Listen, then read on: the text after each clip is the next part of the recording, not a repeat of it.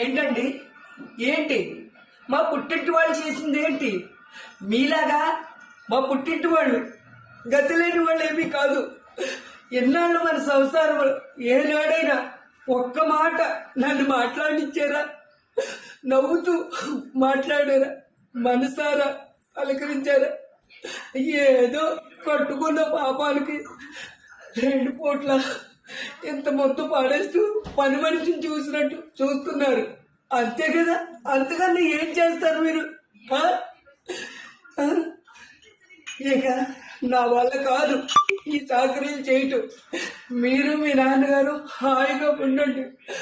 మీరు ఆఫీసుకి సెలవు పెట్టి మీ నాన్నగారికి సేవలు చేస్తూ మీ తండ్రి గారికి రుణం తీర్చుకోండి. నేను నా పిల్లలు పుట్టింటికి వెళ్తాము. అవును, తప్పేదేముంది? మీరు అలా చేసినప్పుడు మీకు మీ నాన్నగారే ముఖ్యం. బెళ్ళం పిల్లల్ని మీరు పట్టించుకోరు. ఆయన చెప్పిందే లేదు మాకు. అటువంటిప్పుడు మేము ఇంకా ఎందుకంటే ఇక్కడ మళ్ళీ నచ్చ చెప్పడాలు